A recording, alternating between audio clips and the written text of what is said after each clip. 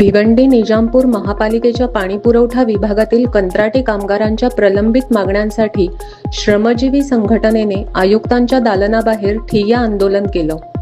गेल्या वर्षभराचा bonus, PF, पगार स्लिप आणि ओळखपत्र मिळत नसल्याचा आरोप संघटनेने केला आहे।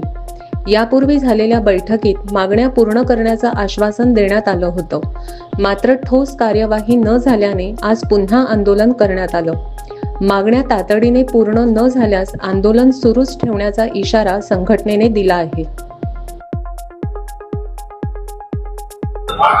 मी जयश्री पाटील, श्रमजीवी संघटना कामगार संघटनेची चिटणीस या पदावर आहे महाराष्ट्राच्या। इथला मुद्दा असा आहे की भिवंडी महानगरपालिकेत तुमचे जे पाणी डिपार्टमेंट आहे त्याच्यात 130 कामगार आहेत, त्यांचे सभासद आहेत। त्यांना मागील 2 वर्षापासून जवळजवळ एकतर ठेकेदार बरकत म्हणून तो ते सगळी थकबाकी ठेवूनच गेलाय।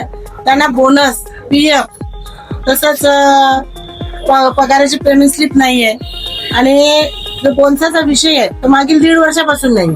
मागच्या महिन्यात 15 तारखेला आमच्या आयुक्ताच्या दलात मिटिंग झाली, त्याच्यात त्याने आम्हाला आश्वासन दिलं, लेखी पत्र सुद्धा दिले आम्हाला की येत्या 8 दिवसात आम्ही तुमचा मागील 6 महिन्याचा बोनस, म्हणजे दिवाळी तो दिवाळी नाही पण तो मागील 6 महिन्याचा बोनस आहे तो देणार, पण तो अजूनपर्यंत दिला नाही। 1 महिना उलटून गेला तरी त्याच्यावर कुठलीही कारवाई नाही। त्या ठेकेदाराला नोटीस देऊन सुद्धाही काही त्याच्यावर परिणाम नाही, म्हणून आज आम्ही आयुक्ताच्या दालनात येऊन बसलो आहे। आयुक्तांनी अगर मागण्या तुमच्या समजा मागण्या नाही झालं तर तुमचं काय राहील पुढचं पाऊल? आम्ही हा संप जो पुकारलाय हा बेमुदत संप पुकारलाय।